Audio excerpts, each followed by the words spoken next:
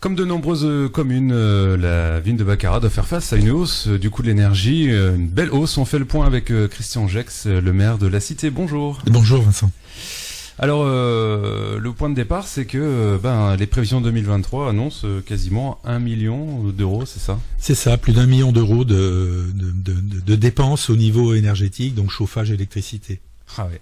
Et là, parce qu'aujourd'hui, le budget avant augmentation, c'est quoi ? On va terminer, on est à peu près à 300-350 000 euros de dépenses entre le chauffage et l'électricité. Donc on triple, quoi. Voilà, on triple, on va tripler, voire quadrupler. Ouais. Et du coup, évidemment, il a fallu réagir. Vous avez imaginé tout un schéma d'économie, on va en parler. Ça commence notamment sur le chauffage. C'est ça, au niveau du chauffage. Donc déjà, alors on a eu des grosses discussions entre nous déjà sur un certain nombre de sujets. Le chauffage, c'est un sujet qui nous a moins perturbé puisqu'il y a des règles, enfin pas des règles, mais comment je pourrais dire, des recommandations gouvernementales sur par exemple les locaux de travail à 19 degrés, les pôles sportifs, toutes ces choses-là. Donc on s'est adapté aux nouvelles recommandations du gouvernement. Là, il n'y a pas eu de souci. On fait ce qu'il faut pour justement réduire fortement notre facture de chauffage. Ouais, donc c'est quelques degrés en moins dans les bureaux, c'est ça ? C'est ça, ouais. Dans les bureaux, au pôle sportif par exemple, dans la grande salle c'est 15 degrés, dans les écoles c'est 19 aussi, à part les maternelles ou par exemple la crèche, voilà. Donc on s'adapte en fonction des recommandations gouvernementales. Et les salles communales, effectivement, donc on en a parlé. L'éclairage public, ça c'est le gros pôle, le gros pôle qui nécessite beaucoup d'investissement. Voilà. Alors c'est pas forcément le gros pôle où on va faire des économies, mais c'est un pôle important puisqu'on a à peu près environ 1600 points lumineux sur la ville de Baccarat. Alors on avait déjà, on était rentré dans le dispositif de l'éclairage LED en 2018, puisqu'il y avait des grosses subventions à l'époque avec les certificats d'économie d'énergie. Et la CCTLB à l'époque et le pays avaient aussi abondé pour que justement les communes transforment leur éclairage en LED. Donc l'avantage de la LED, c'est que à certains moments, le soir, on peut réduire la puissance puisque la LED ne décroche pas comme l'halogène. Donc on avait des secteurs qui étaient à 100%, qui restaient donc toute la nuit à 100%, d'autres qu'on réduisait à 80%, d'autres à 40%, voire 40-50%, ce qui nous a permis déjà de faire de grosses économies d'énergie. Aujourd'hui, la décision a été prise après plusieurs débats.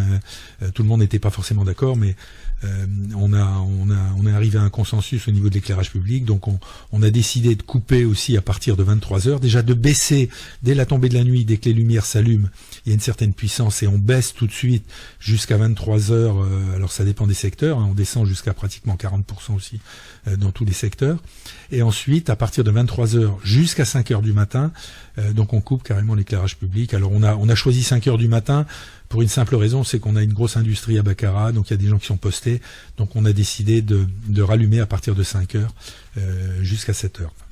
Ça va vous faire respirer un peu sur le budget. Voilà, donc, mais c'est pas là qu'on fait les plus grosses économies. C'est où alors que les plus grosses économies, c'est sur le chauffage qu'on doit les faire. Oui. Comment c'est accepté ? Vous avez des retours de la population par rapport à votre plan d'action ? Comme partout, il y a des pour, il y a des contre. Aujourd'hui, on a un retour quand même relativement positif. Pour l'instant, on n'a pas trop d'écho et ça se passe relativement bien. Je voulais revenir sur l'éclairage public. Alors, l'éclairage public, les points lumineux, c'est une chose, mais on avait aussi tous les bâtiments communaux qui étaient éclairés par l'extérieur. Et donc là, c'était encore des anciens systèmes type halogène, type lumière jaune. Et donc tout ça a été coupé définitivement et on rallume pas du tout pour l'instant l'éclairage extérieur comme sur la salle des fêtes, la mairie. Il y avait l'église, il y avait un certain nombre de bâtiments communaux qui étaient éclairés où on a carrément supprimé. Il y a par rapport aux fêtes de fin d'année, donc les illuminations de Noël, il y a aussi un plan d'action par rapport à ça. Vous allez changer un peu les choses. Voilà, là c'est là que peut-être on a eu le débat un peu le plus intense au niveau de notre équipe. Certains voulaient qu'on ne fasse pas du tout d'illumination, d'autres ne voulaient qu'on ne change rien, d'autres voulaient qu'on limite à une période. Alors, ce qui a été décidé, alors plusieurs choses au niveau des illuminations. Comme c'est des illuminations surtout pour Noël, pour les enfants, on a décidé d'allumer ces illuminations avant Noël, du 17 en gros au 25, ce qui permettra aux enfants la semaine avant Noël de voir un peu toutes ces illuminations.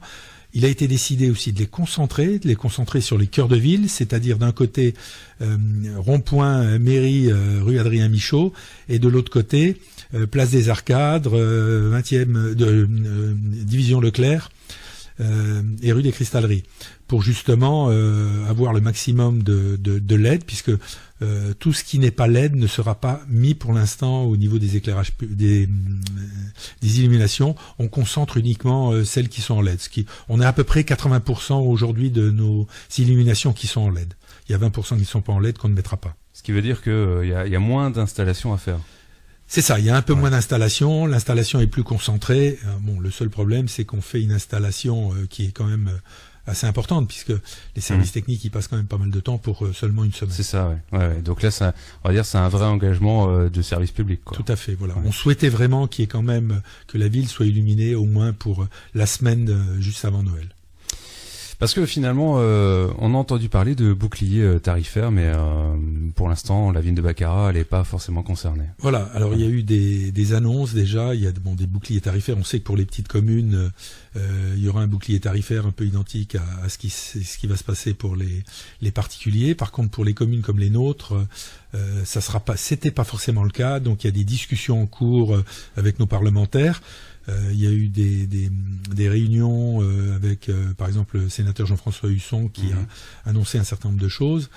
Aujourd'hui, on attend vraiment les annonces fermes et définitives. Je pense que Emmanuel Macron ou Bruno Le Maire annonceront un certain nombre de choses, notamment au Congrès des maires, puisque Emmanuel Macron sera présent au Congrès des maires. Donc je pense que s'il vient au Congrès des maires, c'est pour annoncer un certain nombre de choses au niveau du bouclier tarifaire ou des mesures gouvernementales qui vont être prises. Donc on l'espère tous, parce que autrement ça risque d'être très très très très compliqué pour les communes. Oui, c'est ça.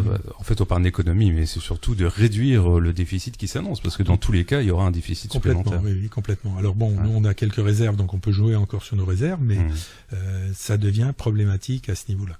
Surtout si c'est quelque chose de pérenne, quoi. Complètement. Voilà, on nous annonce quand même que ça risque de durer 2-3 ans, quoi. Donc, ça risque d'être très très difficile. Alors pour les communes bien sûr, mais bon, après il y a les entreprises, il y a un certain nombre de choses aussi qui souffrent actuellement, et si des mesures ne sont pas prises, on risque de laisser du monde sur la touche, quoi. Et donc finalement, voilà, il y a eu le Covid qui a été compliqué. Maintenant, il y a la crise de l'énergie. C'est vrai que c'est pas un mandat facile. Non, c'est pas un mandat facile. C'est vrai que après le Covid, après la guerre en Ukraine, la crise de l'énergie, on se demande ce qui va nous tomber sur le coin de l'œil dans les mois qui viennent, quoi. Mais bon, voilà, déjà, voilà, il y a une réaction de votre part, et puis il y a aussi une autre piste, c'est par rapport au pôle sportif, je crois, c'est d'essayer de faire en sorte qu'il soit utilisé, mais de recentrer les activités, c'est ça? Voilà, tout à fait. Tous les bâtiments qui sont chauffés continuellement, par exemple, la mairie est chauffée pratiquement toute la journée. Donc, la salle des fêtes est chauffée épisodiquement, puisque quand elle est réservée ou louée ou pour des... Alors, on essaye de concentrer le maximum d'assemblées générales, de réunions, dans les lieux qui sont chauffés continuellement. Pour un exemple, on avait 2 clubs de personnes âgées ce qu'on appelle les bains-douches à Baccarat. Donc on les a recentrés dans le pôle sportif, puisque les bains-douches étaient chauffés que pour ces activités-là qui représentaient 2 ou 3 fois par semaine, 2 heures par semaine, 2 heures par jour. Donc on a recentré toutes ces activités-là sur des bâtiments qui sont actuellement chauffés. On a aussi ramené un club au foyer de personnes âgées au foyer Pasteur, puisque là c'est chauffé en continu. Donc on essaye d'optimiser le chauffage existant pour amener d'autres activités qui étaient ailleurs et ne plus chauffer d'autres bâtiments. Et avec tout ça, vous avez réussi à faire une projection un peu de ce que ça va coûter en plus? Non, c'est un peu compliqué. On est en train de regarder, mais on pense au moins économiser 30 à 40% d'énergie, surtout au niveau chauffage. Des actions qui pourraient évoluer au fil du temps aussi, éventuellement? On voulait prendre un certain nombre de mesures, on n'a pas donné de date de fin, on va voir au coup par coup, on va laisser passer l'hiver, on a pris des mesures pour l'hiver, on verra au début du printemps comment ça se passe, mais bon, aujourd'hui on prend des mesures au coup par coup en fonction de ce qui se passe. Voilà, on a le même problème. Alors quand je parle du chauffage et de l'électricité, on a le même chauffage sur les carburants. On a des véhicules et aujourd'hui, on a quand même multiplié par 2 ou 3 nos coûts de carburant. Donc là aussi, on essaye de limiter un certain nombre de déplacements pour faire des économies. Il n'y a pas de petites économies. Alors, comme on le disait tout à l'heure, les gens le comprennent. Enfin, je pense qu'il y a une compréhension des administrés pour une simple raison, c'est qu'ils sont eux-mêmes touchés. Ouais. Et quand on voit, enfin, moi j'ai regardé encore quelques émissions d'actualité ces jours-ci, il semblerait que la France a bien réagi, que les Français ont bien réagi, qu'il y a vraiment des économies qui sont faites et que les gens jouent le jeu. Donc je pense que c'est une bonne chose. Et puis ça permet aussi d'avoir je dirais une certaine pérennisation dans le temps. Auparavant, certains ne faisaient pas forcément attention. Aujourd'hui, je pense que ça va rentrer dans le gène des Français de limiter les consommations électriques, les déplacements, un certain nombre de choses. Oui, de revoir un peu ses habitudes. Tout à fait, tout à fait. Forcés au début, mais finalement, qui par la suite peuvent contribuer à moins consommer finalement. Exactement, on sait qu'on est en plein dans le problème du climat, donc ça ne peut qu'améliorer les choses à ce niveau-là, dans le futur. Il faut voir le côté positif. Exactement, il faut voir le côté positif. Ensuite, toutes les infos, vous avez plusieurs plateformes. Il y a le site internet, il y a l'application Intramuros et puis la page Facebook, notamment. Tout et à puis fait. le trait d'union pour. Et puis le trait d'union une fois par trimestre. Voilà, Voilà, donc on essaye de donner le maximum d'informations, de communiquer sur nos actions, de ce qu'on peut faire. Alors, comme je le dis, il y aura peut-être des modifications en cours d'hiver, mais on préviendra les gens, on expliquera un certain nombre de choses. Vous voulez dire encore autre chose, un point peut-être en clôture?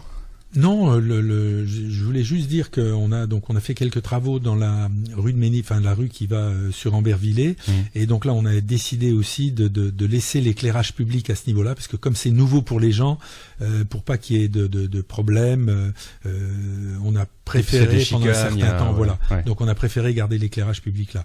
Alors après, ce qu'on peut dire aussi sur l'éclairage public, d'autres personnes sont un peu perturbées parce qu'il y a certains secteurs de la ville qui sont encore éclairés, mais qui sont pas du fait de la ville. Je peux prendre plusieurs exemples. Par exemple, la cité des Bingottes, l'éclairage public, c'est l'usine, c'est la cristallerie. Donc moi j'ai averti donc la cristallerie, ils vont prendre des mesures aussi à ce niveau-là. Mais si la cité des Bingottes est éclairée, c'est pas de notre fait. Je prends par exemple le parking du Colruyt. Le parking du Colruyt est éclairé en continu.